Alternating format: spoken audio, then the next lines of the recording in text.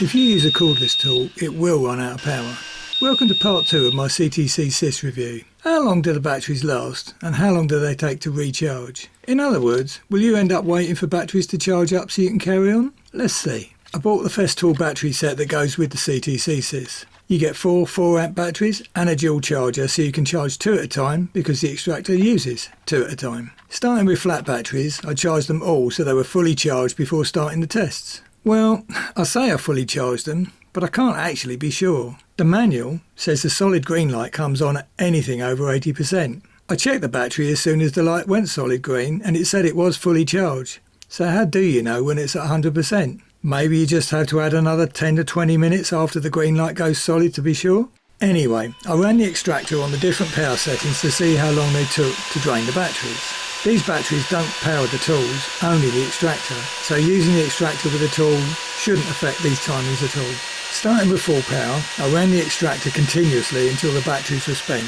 In reality, there would often be stops where you change sandpaper or check your work or adjust the cut of a jigsaw. I think a duty cycle of around 50% is realistic. On half the time, off half the time. It all depends on which tool you're using it with. Sanders would run the longest. Tools such as jigsaws and multi-tools, they run in bursts.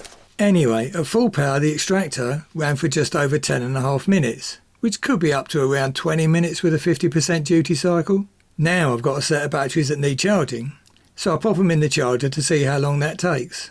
The book says 32 minutes on the supplied TCL6 Duo.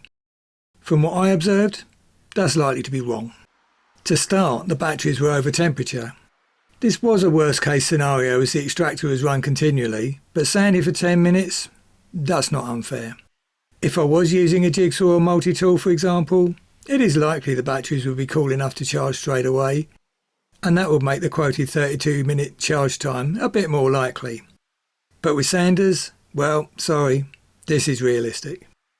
Once they cooled down enough, the batteries then automatically started charging.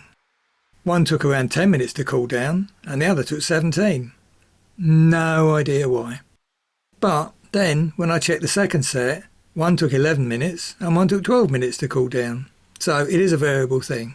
The manual does say the SCA8 charger has a fan to help with over temperature batteries, but that's not the charger that's provided in the set, so that's not really relevant here. Anyway, next up was running the extractor on mid power to see how much longer that would last.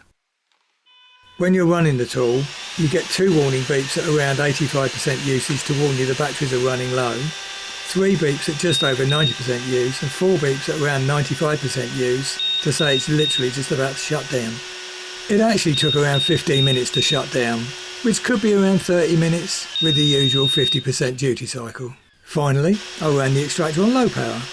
That took around 20 minutes to shut down, so about 40 minutes with the 50% duty cycle. So you can definitely run continuously for between around 20 and 80 minutes before you have to take a break. So let's call that an hour. After that you will have to wait unless you've got more batteries or more chargers or whatever. With the supplied set of 4 batteries and 1 dual charger, you are going to hit limitations like that. To be fair, in practice, I doubt this will be a common issue for me. Even on mid power I can run it for around an hour at a time depending on the tool. So by the time the second set is exhausted, the first set are likely to be coming up to being recharged and I'm ready to go again. But then again, if you do need to sand for hour after hour, you probably need a mains powered extractor rather than this. And by the way, at no point did the extractor itself give any cause for concern. No overheating, no interruptions, no issues, no nothing. I'm quite happy with that. In the next video I'm going to review the actual dust extraction performance, so keep an eye out for that. Subscribe and hit the notification button if you want to know when it happens. I hope that was useful information and I do hope to see you in the next one.